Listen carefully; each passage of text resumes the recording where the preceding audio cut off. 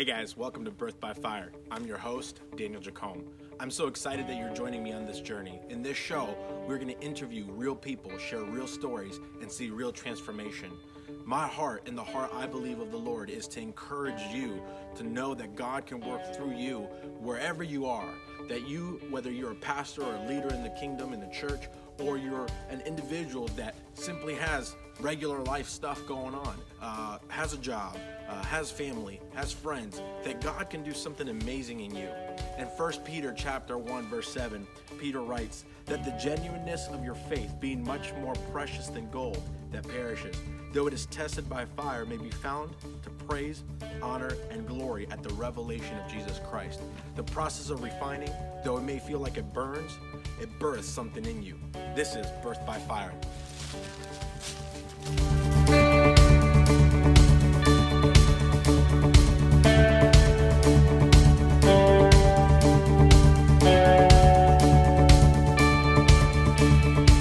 Welcome to the show, Birth by Fire. I'm here with my good friend and longtime friend, Michael Hall, a.k.a. Mercy.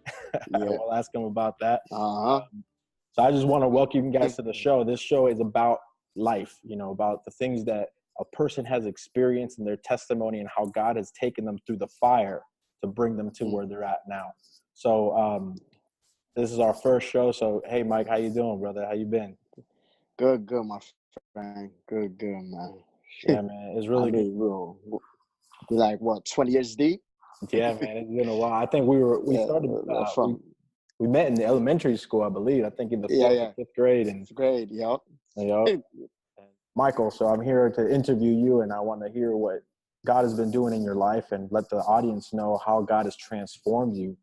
And, Michael, you were in the music industry. It's kind of your aspirations. You've been doing music for how long now? And can you tell the audience a little bit about that part of your life? Most of my life. I want to say, I come from a music household. I'm trying to make it as short as possible. Oh, you're good, man. Yeah, I fell in love with hip hop maybe around like when I was like 8, 7. Oldest brother was rapping back then. First rap video I ever seen was Rock M. And ever since that, I was like, oh, this rap thing is cool. I liked it. I thought it was awesome. I thought it was great. And then a few years later, as I got older, Mobb Deep came into play, and they were actually the rap group that made me want to rap. So yeah, down the line, just kept rapping, just kept working on my craft. And then I want to say like I started taking it serious around like 2011, 2010. Before it was just having fun with my friends at school, rap, and I wasn't taking it that serious. But now, like a good 8, 10 years, I started taking it serious. That's awesome, man. Yeah. So I know you and me were talking a while back, and I've always been intrigued by your name that you chose for the music, for your alias, Mercy. And for me, it's being a minister, that word stood out to me. So how did that come about with that name? Like, how did you decide to come up with Mercy? I gotta give full credit to my mom. She didn't like my rap name. I had a bunch of rap names before I came up with Mercy. Give us an example of an old one. I want to hear this. The first one was Dark Tanyan, because I was in a Three Musketeer rap group or something. Okay. I was like, it didn't fit well then. And when I think they Sean after that because of Nas, so it was like NAS Sean. So I was going with that, but that was like too common. And then my oldest brother named Merciless Mike. So I was running with Merciless for a little bit. And my mom was like, I don't like that rap name. Why don't you call yourself Mercy? That can mean so much more. And I was like, you know what, Mom? You're right. So and plus everybody would call me Mercy for short. Because they wasn't saying like Merciless Mike or Merciless. It was just too long. So everybody just started calling me Mercy, and it just fit well. And then just the ambiance and the connection it has running with God, mercy, showing mercy and stuff like that. It resonated even more with me. I mean, to the point I tattooed the name on me. And and how it reflects in the meaning of mercy. Just it felt good. It felt right. It felt like a birthright to me. So it's like, yeah. Ever since my mom helped me decide and change my name, I went with that. Nice, So it bro. was easier. Yeah. So like, I this question just kind of popped in my head about this. So how does a name influence the music?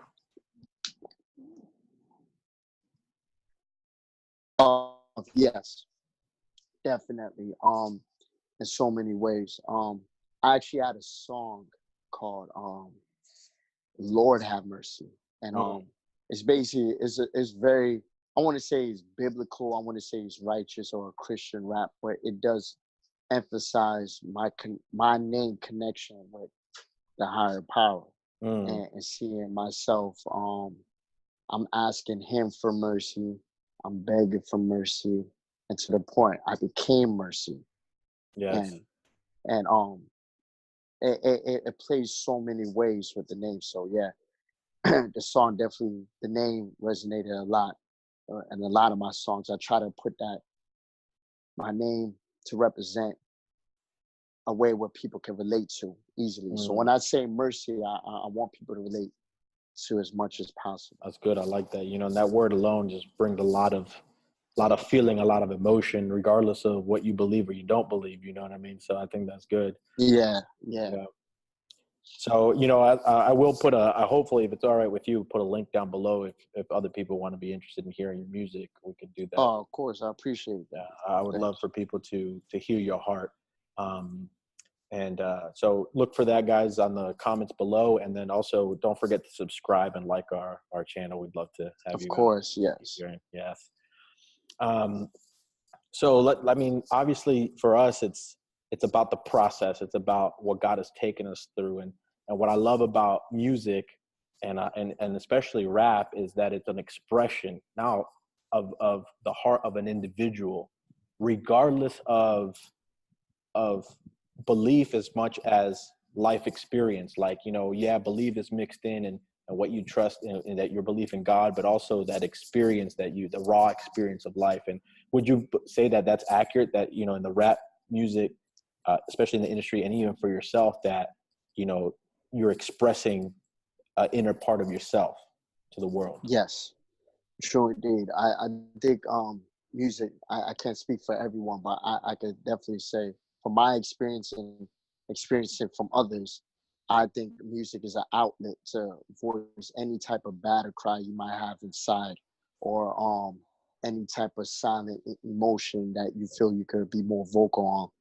And you might not be vocal around your peers, but it brings some type of encouragement in order to project yourself in a booth. Mm. Like when I'm in the booth, I actually feel like it's more of a confessional. Um, Wow. Yeah. as far as some of the music, I feel like I can really be myself. Not saying I'm not myself in the public eye, but where I feel like I can have a conversation that could Mm. go beyond its means, and I feel like music is that outlet for me to project that, and I Oh, that's use awesome. music for that. Yeah, That's awesome, man. That's awesome. yeah. So, where does God come into your life? You know, where does God really start showing up in your life, in your timeline of life? I want to say my first confrontation with God, the higher power. I want to say I was at least 6 years of age. Um, it was in my old parents' house, in Margate. I fell asleep early one night, and uh, my it was in my brother's room, my oldest brother's room. And when I woke up, the room was pitch black. Oh Okay. man. And usually, I share my room with my little brother. And obviously, I wake up in this room and it's dark. I'm not familiar with this room. It's not my bed. So I'm already a little shaken up. So I'm waking up and I'm like, startled. I'm scared and like, where am I type? And there's no light in the room. I actually felt loneliness and just captured by darkness, man. And I was just scared. I'm like a few seconds away, about to scream and cry man. for my mom and dad and stuff. And next thing you know, I see this glimmering light. Huh. And I want to say, and I do believe I seen Jesus. Mm. And he said, you do not have to be afraid of the dark. I'm always with you. You do Wow. not have to be afraid of the dark. And I went right to sleep. Literally went back to sleep. And then next thing you know, as soon as I woke up, I ran straight to my parents' room and I said, Mom, Dad, I seen Jesus. Wow. They can all tell you that. And look how far, I'm 36. And look how far back I can still remember that. That's crazy. And what's even crazier, I went to church Sunday. And the pastor at the time, he had a message talking about, Jesus is your light. And it's funny that how that connected with that story. That's crazy. And let me tell you how I almost was in a brick of tears. because he said it as, it wasn't that Jesus showed up as to be my nightlight.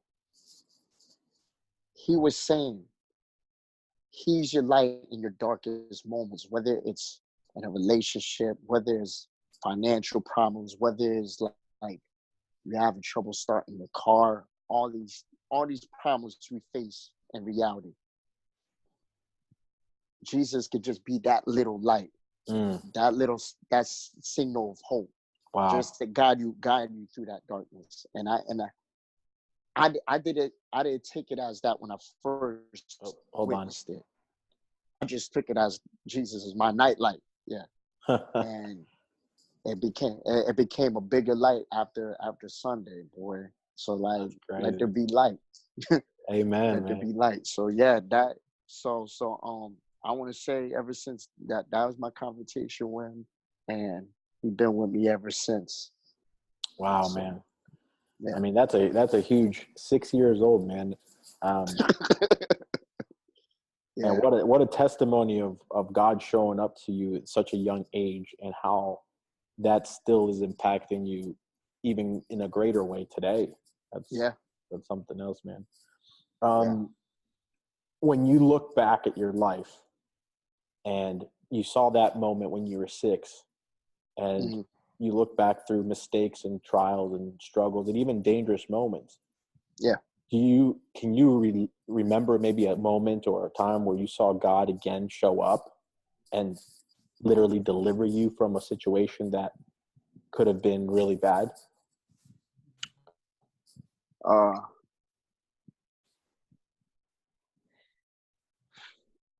I can't, because there was definitely moments, definitely recently. I want to say he spoke to me Sunday again, just to remind me. But I for the honest, I'm a father, and I want to say maybe the time where I split up with the mother of my child, and I want to say that I felt alone again, and I want to say he appeared plenty of times, but I think he'd been putting on different faces, speaking through different voices. Yeah. So I want to say, I feel like he used you as a tool. I want to say he used my daughter as a tool plenty of times. I mean, there's times where I feel like giving up on life, and my daughter would just rub me on my back and say, "Daddy's gonna be okay." Wow. Just like a light switch is on.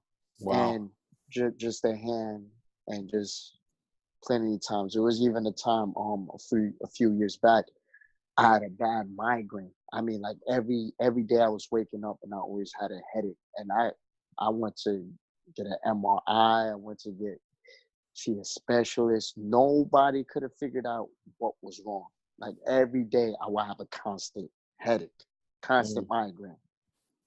And I got to the point where I called my dad over, And that my father, he's a brilliant Christian man. I told him, can you come out of the house and pray for me? And because I felt to the point I was helpless. Like these medicines ain't working. None of this is working. I want to say once again, I think he prayed. He came to the house. He prayed. It helped a little. It was more like a band-aid on a bullet wound, but it helped a little. But I think there was one day where I just cried out to God and just say, I don't know what am I going through. I don't know if I disappointed you, but can you please relieve this pain? Can you relieve this stress? And I like shortly after, I wouldn't say like the next day, but shortly after, a few days later, the headache was gone. It was like that. Wow. And I endured it for like a good 3 weeks. Wow, man. 3 weeks. Now it wasn't like a 2-day thing, but like 3 weeks I endured it.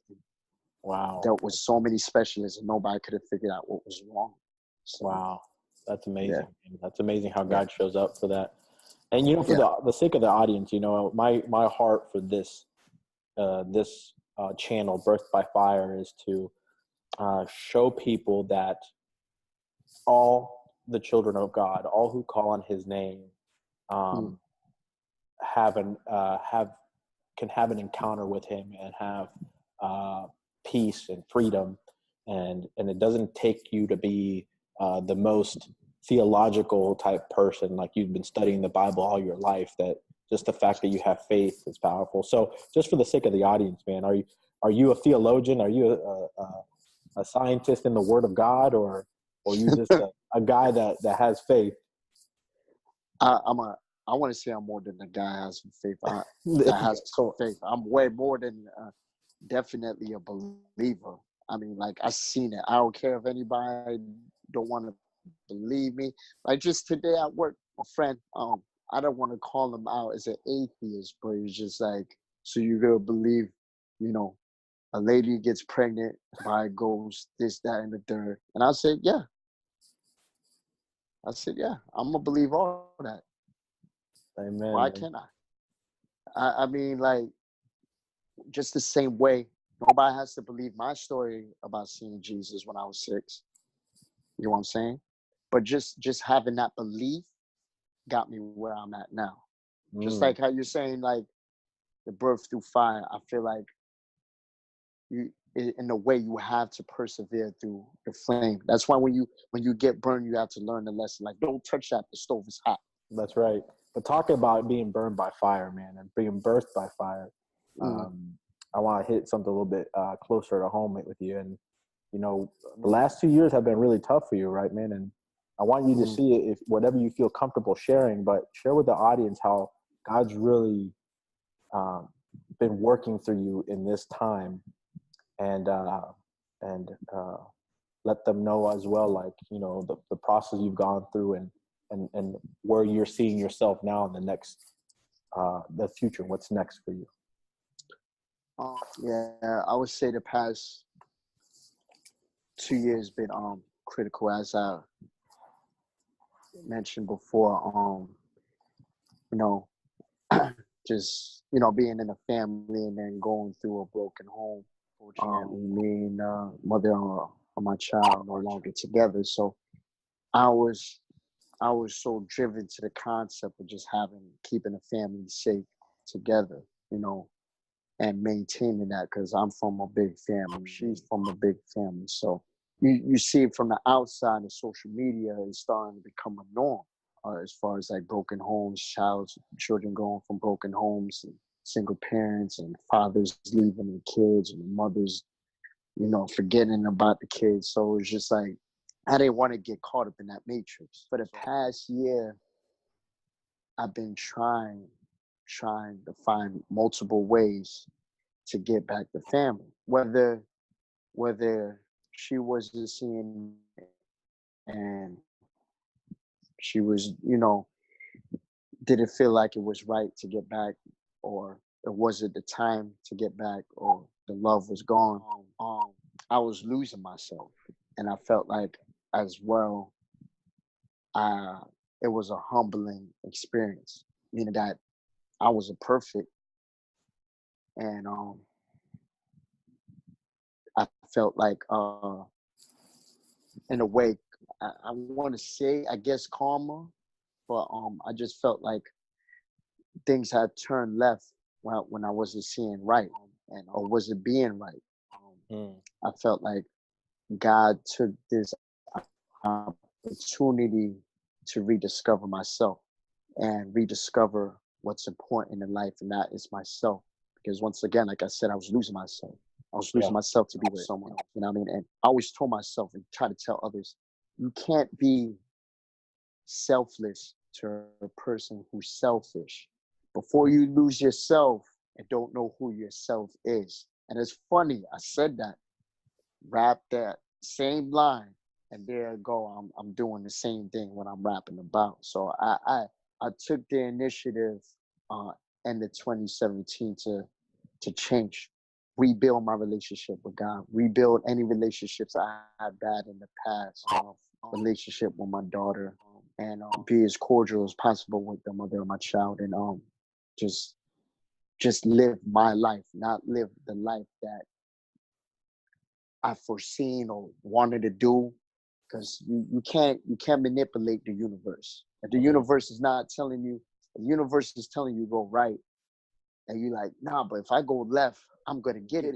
And it's just and you just notice like been months and nothing changed. You just gotta start accepting things for what it is. That's right. And I was very stubborn. I was just very stubborn in the early stages of it. So I took all the, I felt I took the initial steps the necessary steps to better myself. Whether it's speaking to a counselor, speaking to you as a pastor, speaking to my parents, speaking to friends that provided great information, resourceful information, encouragement. Whether it's just a simple laugh, simple jokes, be happy again. I was practicing trying to be happy again. And, Mm. and then I noticed things started to change and come around. And I feel like looking back from where I started and where I'm at now, it's been a beautiful thing. I mean, a journey. I mean, much as it's like, it's not exactly where I want to be, but it's progress. It's Amen. definitely progress. Amen. And it's just something I had to be grateful for. Much as if it's not like exactly what I want, what it is, I know it will be better at the end of the story. God is still writing the story. It's still not the ending. He's still writing the book. And I'm just going along with it. And I just feel like it's been, like I said, my saying, the process of progress still continues. Every day I wake up, the process of progress still continues. Whether it's bad, whether it's wrong, you try to survive each day. Not worry about tomorrow. Like God said, he'll worry about the worries or the sorrows and pain. He'll take care of that. Yes. Look forward, look ahead. Yeah. And I was always stubborn, like, nah, I'll do it myself, and just nah. Once I surrendered myself to him, I felt like that's when things got better. That's good. And That's good. and like I said, and my relationship with him and others, and just life itself, my relationship with my own life got better. So Awesome. things are turning around, man, and it's great. That was I'm good. just grateful for it. Yeah. So you can definitely say, man, God has been birthing you through fire, huh? Yes.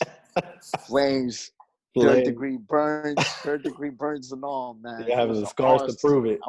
Yeah.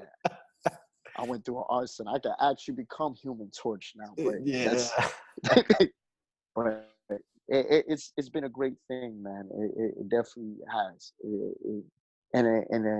In a way, like I said, I was just stubborn. I didn't want to acknowledge it. I just felt like, why is it not working? Because Mm, I was trying to do it. I try to put everything into my own hands and not leaving it into his hands. that's And good. once I did that, that's when I felt like things started to get better. That's good. You know, the word of God says that when you face trials of various kinds, to rejoice because it's the perfecting Yeah, of your faith and it's going to produce yeah, something. But it never feels uh, like a time to rejoice when you're going through it, you know, and yeah, uh, yeah. I feel exactly. like every tragedy was trying, and That's I good. believe that. I feel like every hardship, that's where sharpens the diamond. So you need that pressure sometimes. Life ain't gonna be easy. So Michael, what's next for you? What's next for Michael? What's next for Mercy? What's your next place? Next place is really establishing myself. I think I took this year to find out who am I, what now next year and moving forward. I want to become what I want. I want to become what I need. I want to become what's necessary, what's best for me. I figured out a few things that I didn't know about me, and took the time to really think what's best for me and what could be best for my future. Ready to take the risk, ready to take face on new challenges, not to be too complacent in life. I feel like when you become too complacent, too comfortable, that's when things start to weigh out on That's life. right. Yeah. So, right. So Michael, as we close off here, and what's a couple words that you could tell my audience to encourage them to stick it out, or just, any words of wisdom that you want to share from your experience, from your process, that you feel that will really help somebody maybe in the same position as you, or just from a different place? What would you say? I would just say never underestimate your worth. Never underestimate your worth. Life is priceless, man. Whether doesn't matter what predicament, what situation you in. Just like you say, it's temporary. Nothing lasts forever. And just as you said, you wake up, you survive through the day from morning to night. You wake up the next day, that's progress. Survive through the day. It's crazy, but someone randomly texts me, "Oh, that God loves you, so keep smiling." I don't know this person, and I save that text. I save that text on my phone. I'm like, I think you text the wrong person, but I greatly appreciate the message. You know what I'm saying? Like, you don't know who's out there praying for you. You don't know who's out there looking up to you. So, That's right. So you want to continue to become a better version of yourself every day. That's why I always tell people, regain focus or remain hopeless. Continue progressing. The process of progress continue. Just keep going through it. And you're going to get better as long as you believe that you're going to be better. I mean, I don't care if 100 people say you're whack, you're garbage, whatever. They don't outweigh what you believe in within inside yourself. That it doesn't outweigh what God believes in you and your family and your friends. So I just think, once again, don't underestimate your worth. I believe that strongly for any individual on earth. Like, I don't care if you're struggling on the street or you live in a mansion. Don't underestimate your worth. Don't take life for granted. Live it priceless. Amen, man. Well, Michael, I want to share this verse with you and the audience. And in Jeremiah chapter 17, verse 7, it says, "Blessed is the man who trusts in the Lord and whose hope is in the Lord. For he shall be like a tree planted by the waters, which spreads out its roots by the river and will not fear when heat comes. But its leaf will be green and will not be anxious in the year of drought, nor will it cease from yielding fruit." And Michael, thank you so much for joining me in this and in this interview. Yeah, man. I appreciate it. Man, I appreciate you. I appreciate the effort, opportunity. I appreciate those that's even listening or viewing. Yeah, like I said, man, you've been a great guy, great man of word, and carrying on a mission. So for me to even partake in you giving me this privilege and opportunity to join you on this mission, I greatly appreciate it, man. Greatly. Appreciate that, man. Thank you for the encouraging words, and thanks for sharing, brother. And God bless you, and I love you, and I love the audience, all you guys who watch. Again, don't forget to subscribe. There's going to be many more interviews like this. You can see me and Michael are two individuals, had normal upbringings, had different difficulties, and you guys have heard in our testimonies that the power of God is real and can deliver and can bring us to new heights. And like Michael said, you got to believe in your worth. You're worth more. I encourage you to continue to seek God, love the Lord your God, and serve him only. So God bless you, and thank you for joining us on Birth by Fire. See you later. Yeah. Peace.